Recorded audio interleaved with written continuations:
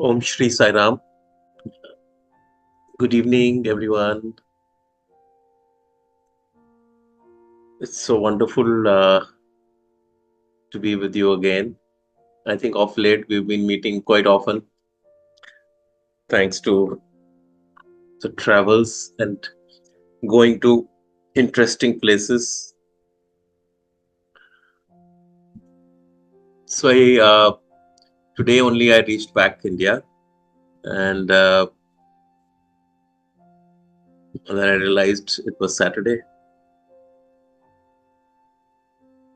and only when I reached here at Paliwal Uncle's house was I reminded that today was 20th October, which is celebrated as the Avatarhood Declaration Day. This was the day in 1940 when Swami declared that he was an avatar of the Kali Yuga.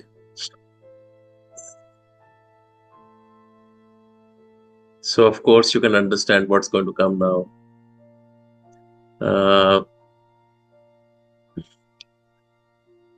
It's amazing that as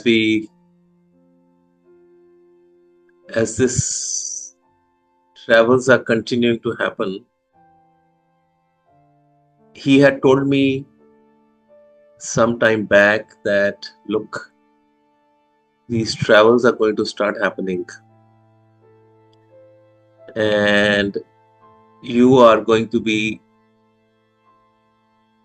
traveling so much that you will not have time to even scratch your head. And at that time, I used to wonder how and when, and if it's going to happen.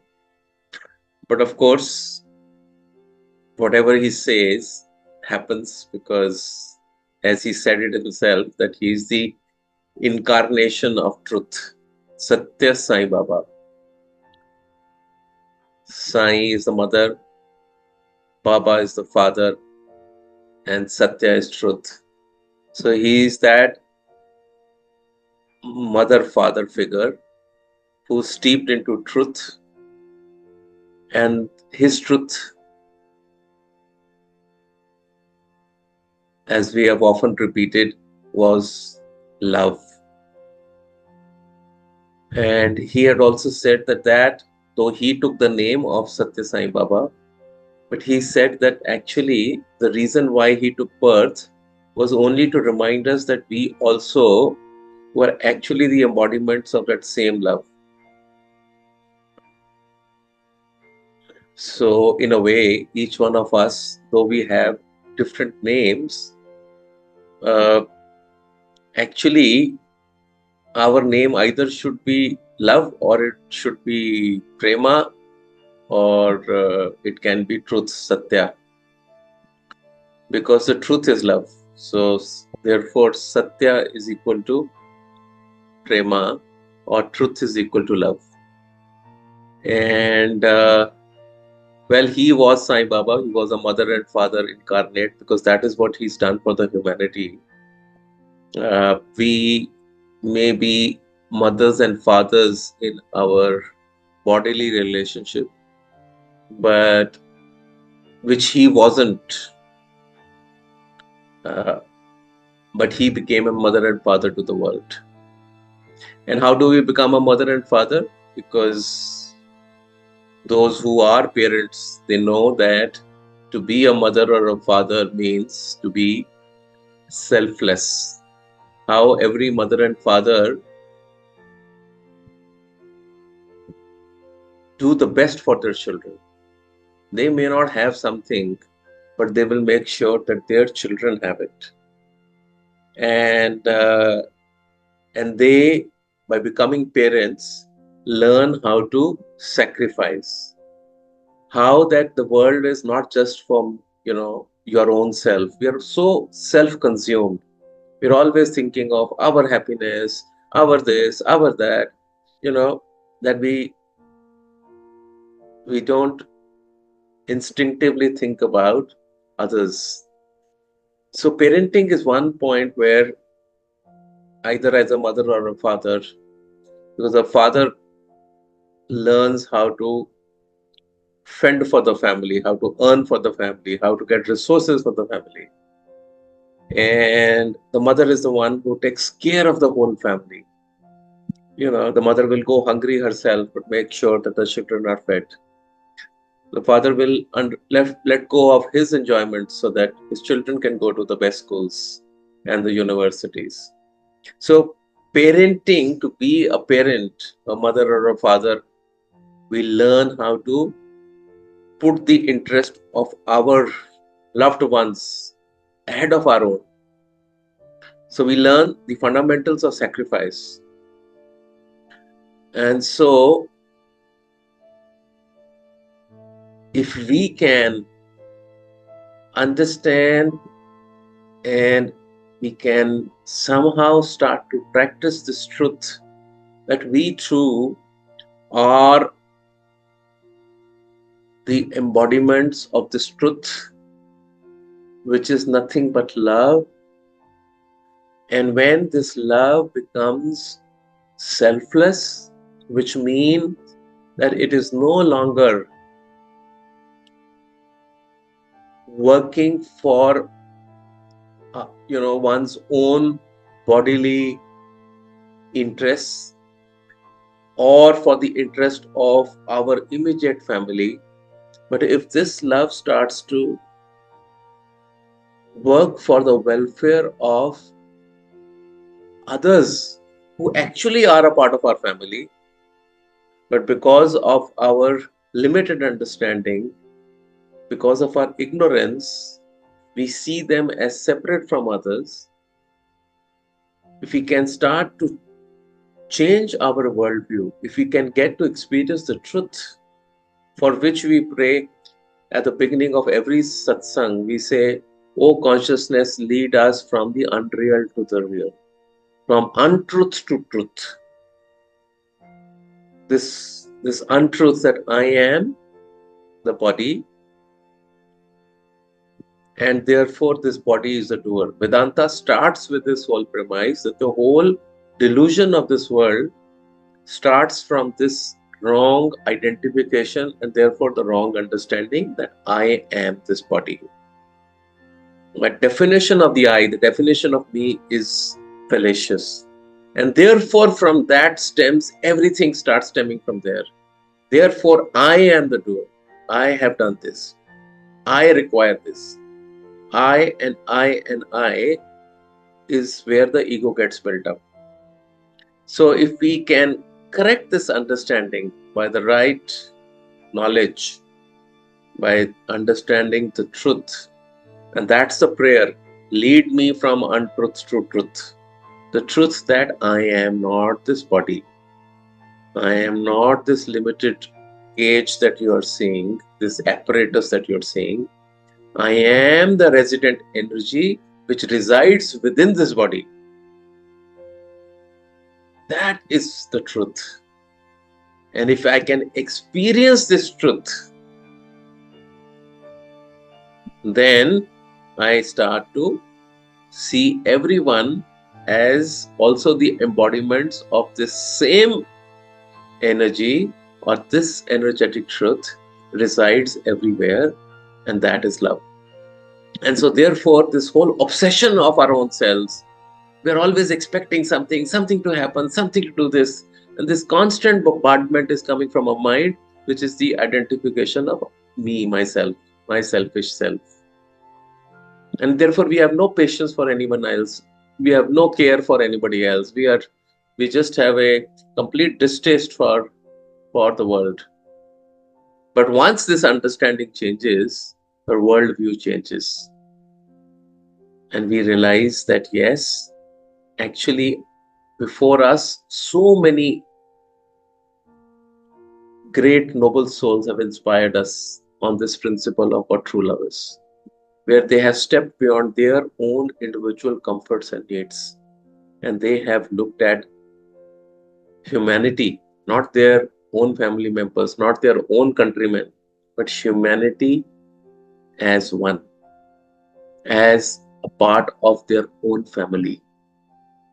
Because remember, we are happy to sacrifice for our own children or for our parents. So if we expand this definition of who our children are, like how Sai Baba did, he saw everyone in this world as his children, his sons and daughters. And so therefore he became a Sai Baba, a mother and a father figure. So we rise as a mother or a father figure when we leave our own selfish, restricted, narrow view of life and of our own selves. And when we rise in that is when we open up to everyone else. And this opening up expands this love because the love is there in us. And love is one thing because it's an energy, it is a an endless reservoir. It's like an ocean. This is one resource which is available to us as much as we would like to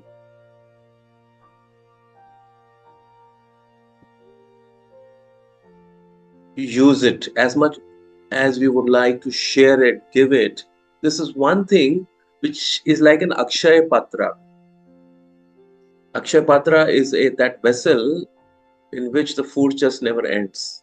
Similarly, love is like a inexhaustible ocean and is available to each one of us to actually share and use and consume as much as we can.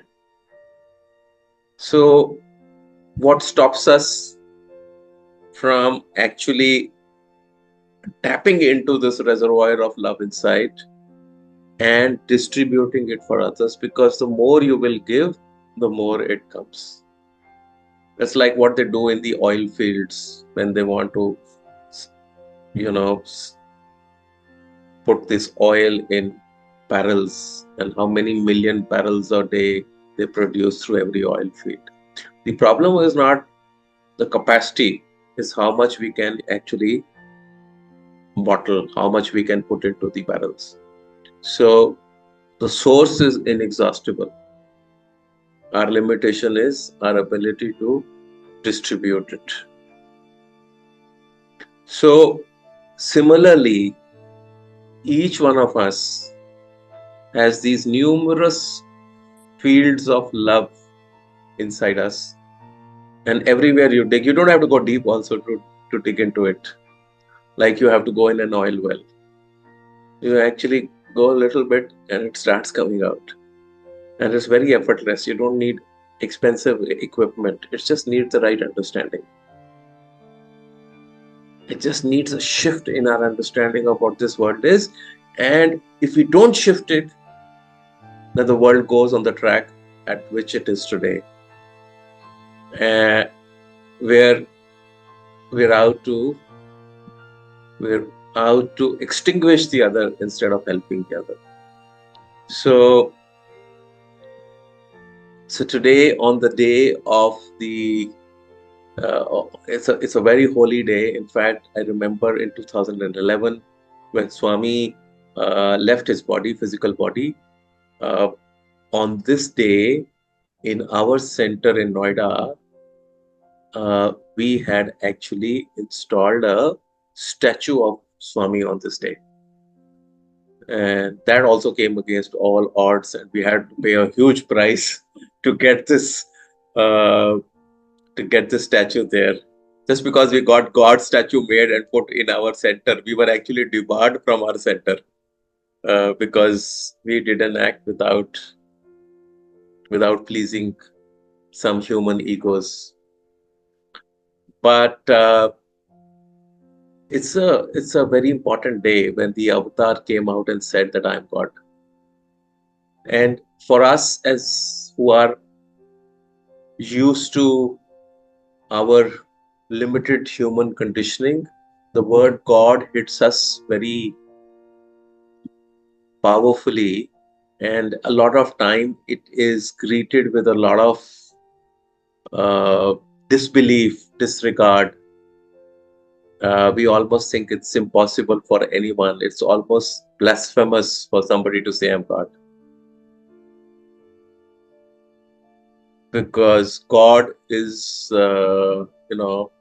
found in photographs or idols or hanging on a cross or in a book, or God is found in a church or a mosque or a temple. How can a man sitting right across from us say that I'm God? So therefore, it's just almost disbelief when somebody says this. So of course you can imagine what kind of a responses he would have got, and that too in 1940. And that makes it almost 84 years back. And but today I do not have any hesitation to say to all of you again on this day that I am God, and that you too are God. If you wish to acknowledge it, then you can also celebrate yourself as this day to be your Avatarhood Declaration Day. But if not, if you don't want to, for whatever reasons you wish to, but I think I'm very happy to declare that this is my Declaration Day as well, because, what a beautiful day to say that I'm God. And because as we have said in the last session, that we've done this journey from I to we to he, or now as we are saying, I to we to she, because this is the time of the sacred divine feminine coming back. Actually, the divine is neither a he or a she, because since we are used to, referring to people in the he or a she format, so we use the masculine and feminine. Actually, masculine and feminine are just attributes, and these attributes are in each one of us. In the man, the masculine attributes are more dominant than in the female. And the female has this dominant aspect of love in her. But it's the representation that the time that we have stepped into and the time that we are now bringing in is the time of this pure love, which encompasses and brings everyone together in this one big embrace, on this giant hug of love. And we are all experiencing it in our hearts now, because the time of me and mine is gone. And for those who are not willing to, who do not like it, who find themselves suffocated with others or in groups, or feel that they want to be by themselves, then they have chosen their path. So this path is of coming together in this giant celebration of love, where the ease with which we are able to come together, the ease with which we are able to see everyone as an aspect of our own selves, where we are willing to go out of our way to be of help, assistance, as we would give to our own family members. And that love I am able to see, and I am able to see this in our own group. And I am seeing one after the other, I'm seeing this light beginning to grow. And I've yet to see a more evolved set of group. And this is what I have been told by most of you as we have traveled. Last 1 month, we have extensively traveled across Europe. But how each one of you came together. And that one thing that really greatly, gave me immense joy was when I heard that how everybody came together as one, even though we were meeting for the first time, and how there was no ego there. how everybody just melted in this love, and how everybody first thought of everybody else and sacrificed themselves for the others, was what was so beautiful. Where there is nothing about, what I need and what are my needs, what are my comforts, what is it that I am getting. We did not hear a single person talk like that. And from there, and that is the light in which we are stepping into. And so I find it amazing. I don't even know, in the night which bed I'm going to sleep in, and where I'm going to awaken the next day, and where this adventure leads you, a day later. And it's like almost every day there's a different place. But everywhere, what's common is love. You're received with this love. You are you are in this embrace of this love. And this love takes care of everything that you need,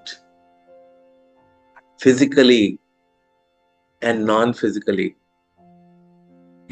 This love is the greatest protection that you can think of in this universe. It will take care of all your needs. It will take care of all your requirements. It will make things happen for you if you let go of your own desires and of all your own obsession with yourself. And when you surrender that fully, I recently told someone that, you give all your worries to me and you hand over your worries to me and never take it back. And if you do, I promise you that you will experience that fullness. You will experience that presence with you, around you all the time. But if you would like to operate still out of your mind, and if you want to hold on to, and also your anxieties and all your, the things that you want to do in life, if you still want to hold on to this sense of doership, that's where the anxieties come from. There are expectations, and I have done this. Why is this not happening for me? These are all coming from your mind. That means you have not surrendered anything. And to those who have, are already experiencing this one consciousness. They're experiencing this flow, this flow of grace that we have been talking and singing about in the last 30 days during our trip. And how this flow of grace is embracing us all through, at all points of time. That's beautiful. And when we let go of this physical association, remember, everything is energetic. And how will we know that we have grown? If we are not pushed into difficulties, if we are not pushed into those areas that we are not willing to acknowledge in our life. We always, little bit something happens and we start crying like little children, and we will send messages to 100 people. I have a problem. Please help me. Please help me. Please help me. If we keep doing this, we will be the weakest people on this universe. But just imagine, we are gods. We don't even know our strength. We don't know who we truly are. But we keep bawling like a small kid who's looking for assistance all the time, and somebody to come, a mother comes running, picks the child up in the arms and saying, it's okay, I'm there, don't worry. But actually the mother is always there. But if we keep asking for this help and assistance from outside, we'll never realize that this assistance is within us. We never grow. We do not rise to our potential. And that's why we must face challenges. That's why we must see the sphere in its eyes squarely and say, you're not for real. The God within me is for real. And I am not a weakling anymore.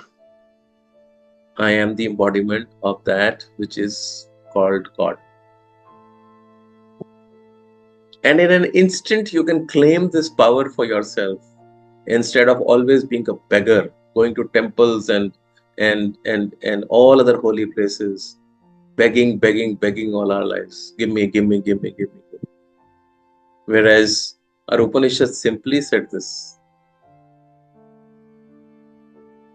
that this journey has been given to us. This journey, when I mean this journey, is the journey of a human life, was only and only to experience that we are divine beings. That's why we come. We actually, the minute, each one of us will leave this body and go, which you call as death, which you are scared of for some strange reason, actually is a celebration to die, because you're going back home, where you are actually back into your divinity.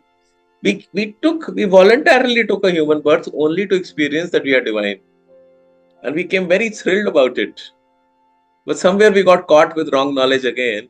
And we suddenly started to see ourselves as helpless, limited beings. And we became timid, and we became scared and anxious about life. And we forgot that we are kings and not beggars. Always asking for something. We always want more. We always want more. We always want more. And then when we get too much, then somebody comes and takes it away from us, and then we start crying. Look, nothing here belongs to any one of us. We have come to use this place. We are a speck of dust in this vast ocean of cosmos.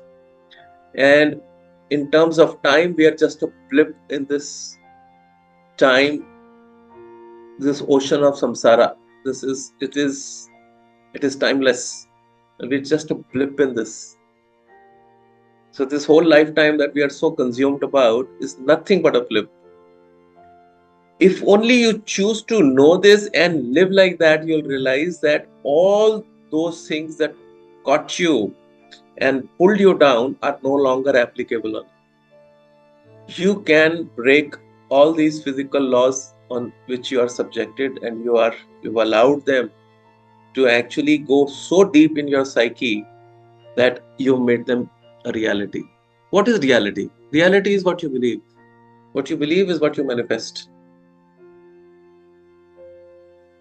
If you think you are helpless, then even if you wear a gold, a big armor, a metallic armor on your chest, on your forehead, and everywhere, is not going to protect you.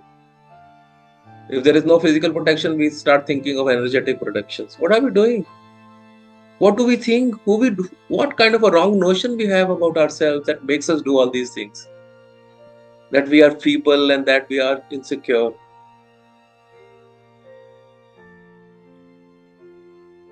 And I keep telling everybody, they keep asking me, so how are you doing? How is it? I said, look, I am divine and the show must go on. So the body may feel time to time a little, wobbly because of so much going on. It might feel a little out of sync sometimes because of the sheer energetic work that, happens through the body. It's okay. Don't fuss about it. Take a pill, do what it needs to be done, to make you feel a little comfortable and go on. We've all come here to do something. Sitting at home and closing our eyes by itself is not going to give us anything. But we all have to perform our roles, our responsibilities. And that's where in the morning, the quote we shared about detachment. Detachment is not that you will not do anything and you're going to run away from everyone. Detachment means doing your action without expecting anything in return. Doing things for the sake of doing them. Doing things because that's your dharma, it's your duty, it's your responsibility to do it. And do it and move on. Don't even look back if anything has accrued as a result of what you did. Don't look for appreciation. There is no joy to be had from doing what you have to do, and there is nothing to feel angry or irritated or anxious about if it is not done. You did your best. Do your best. Leave the rest. Just move on. Keep moving on. because life is in this moment, here and now. So somebody asked me, okay, so when you will go back, what will you do? Have you We see how this, your travels are expanding constantly. We may not have access to you any longer. Today we are able to sit with you and talk to you. We may not have access to you any longer. So then what will happen? I said, when that happens, you will know what will happen. Who am I to see what's going to happen in future and what's not going to happen? I said, like I am in this present moment, in that moment, in the future, it will come to me in the present moment and it will be what it will be, right? I continue to remain in the I am state at all times. And that is what is the answer for every living being. Just live completely in this particular moment. Just be fully aware. Live your life fully here and now. But what are we doing? We are still waiting for something to happen, some grand piano or lights to come in and something. We have everything, but we are still looking for something. We're still waiting for something to happen for us. And this expectation of something happen to us, we are not able to appreciate what is already in front of us. And we are just tyrannizing ourselves. We have put ourselves in so much torture for no rhyme or reason. But who am I to tell you? Because you will not listen to me. You will keep doing all those stupidities. You will touch your connections also. You will start to do all these things. It's okay. It's your life. You have to pass your time like this. You want to do it like that, you do it. But the reality of life is so simple. It is so simple that it sounds preposterous. It sounds almost childlike. It sounds almost too good to be true. But it is too good to be true. We've just not wrapped our mind around it. We've just not wrapped our mind around the reality of it. And we choose to go through our suffering. Well, as we say, it all comes from prarabdhas. Our scientists were called saints and sages. They were actually scientists. And they put this whole scheme about prarabdha very beautifully. That despite telling people when they will refuse to listen to you and they will keep doing what they are doing, there had to be an explanation because the mind is looking for explanation. So what did they say? It's prarabdha, past, something coming from the past. And at least you will not question it. Right? It's like indigestion in the stomach. We know it comes from either excessive energy or of the excessive food that we eat. But since we are not willing to let go of either of the two, what will we do? The, the doctor will give us some antacids to eat. Okay, shut up, there is something to do. But the indigestion will continue. So is with us. We continue to do what we are doing because we are just not convinced about the truth of our reality. We know now. I don't see a single person who is present on the call here who does not know their truth. But there are some who just keep listening every time and don't do anything about it.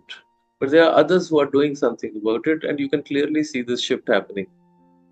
Those who have stepped into it, you can see the light beaming on their faces. And you can see the joy that they are experiencing out of life. This magical manifestations happen. For me, it's an every moment phenomena. For some of you, it happens a few times in the day when you are fully aware. For some, it happens maybe once in a day. For some, it's not happening. So it all depends upon how much of this awareness you are able to hold that you are the God to whom you have always prayed.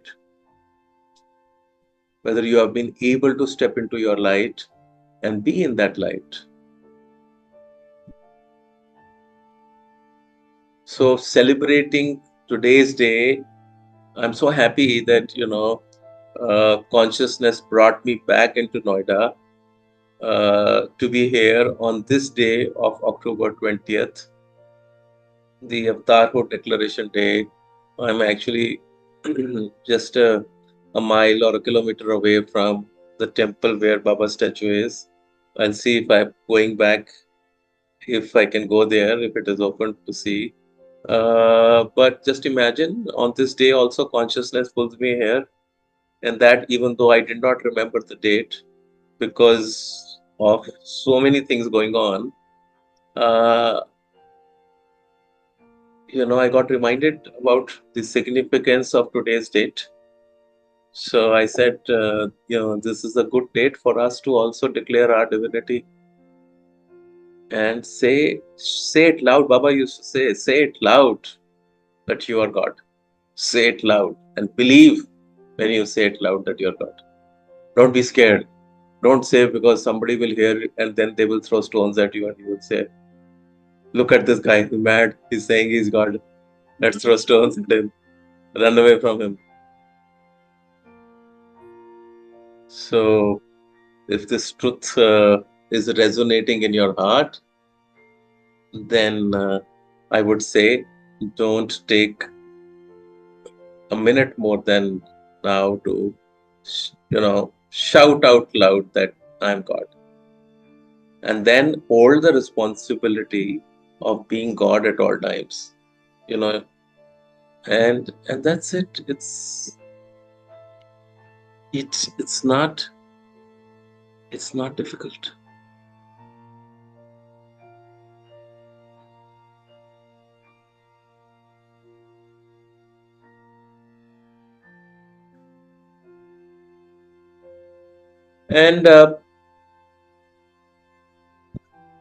And we are just inspiring each other.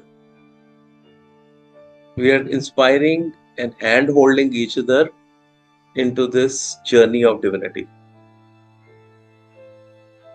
We're inspiring each other to step into that light and say, yes, we are together on this journey. To experience that light, that love. And this love, once it starts to flow, it's an experience. Remember, it's beyond words, it's beyond concepts of the mind. Just go ahead and enjoy and enjoy and enjoy. There's no need to suffer. There is no need to be a martyr on this. Because love is, when we are in the loving mode, we are enjoying. Whatever is your definition of love, whenever you are loving, you're always enjoying. So love and joy, they are together. And we were told this whole idea of human journey was Sat Chitananda. Sat, truth, Chit, awareness of the truth, the awareness of the truth that I am not this body, but I am this consciousness, that brings joy in our life. So the awareness that I'm an embodiment of this love, which comes to us effortlessly when we are with our loved ones. If that means it is already there, we just have to make sure that it keeps coming all the time. And that's all.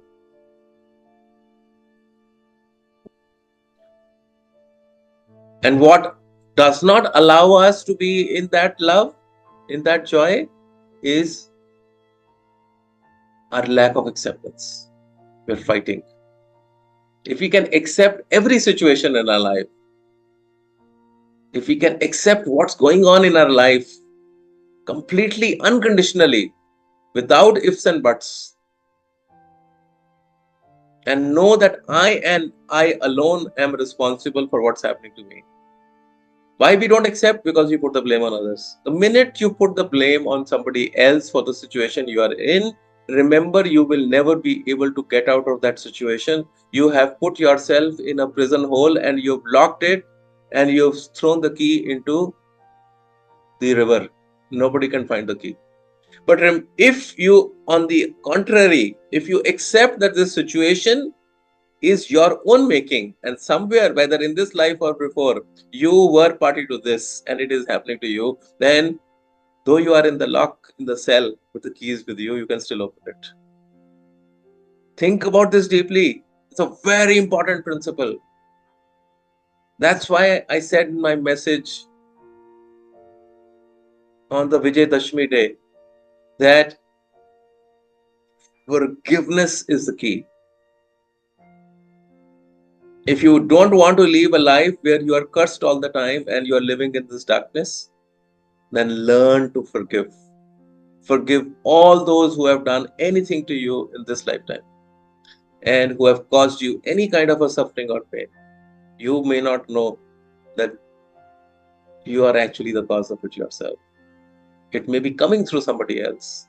But since you see that somebody is separate from you, everybody in our life, remember, comes as a mirror. They come to show us and teach us something that we are not willing to see. They take the name and form of different relationships, but they come to teach you something. Are we learning? Is a question we must ask. Are we in acceptance of what's happening? Or are we in denial and fighting it and putting the blame? If you want to do that, then good luck. Many, many more lifetimes are waiting for us. They will keep coming back because we have not learned. The minute you learn this, that you are responsible, you take the responsibility for it, gone. The lesson is learned, and then you forgive. And then you see how the light will start solving your issues.